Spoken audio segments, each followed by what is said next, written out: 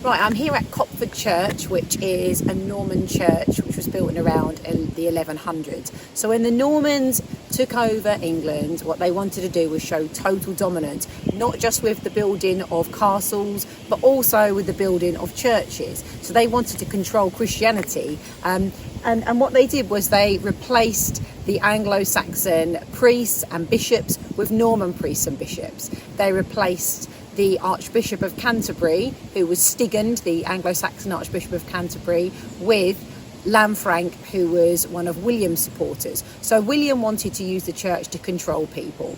And what they did was they built these stone buildings in replace for the smaller, mostly wooden Anglo-Saxon churches that were in England, because they knew that everybody was religious and they wanted people to be coming to a building regularly, which was controlled by the Normans. Okay, so the church would have been the most important thing in people's lives. Everybody in England was Christian, and everybody in England would have been worshipping regularly. So they would have gone to church, not just on a Sunday, but they would have also gone to church other holy days in the week. So a holy day is what we would now think of as a holiday. They would have been going there for Christmas and Easter and harvest and other saints' days. And everybody would pray. Everybody believed in a life after death. And so what the Normans were very clever at doing, well, they were able to get their own priests into the churches and who replacing the Anglo-Saxon priests, and that way they showed that they were not only dominant in government and not only dominant in royalty, but they were also dominant in the churches.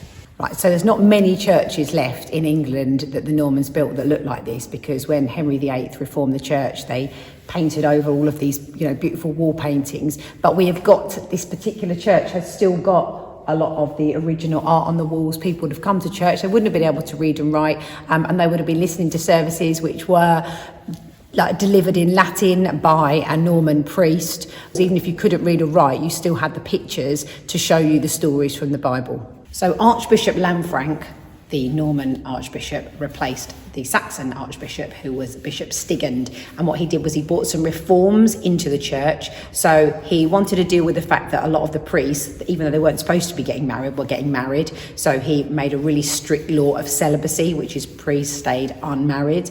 He also made sure that he dealt with this issue of simony, Simony. And what that meant was that people should only have one role within the church. Beforehand, some of the priests have been having 3 or 4 different roles within the church to try and get a bit more money.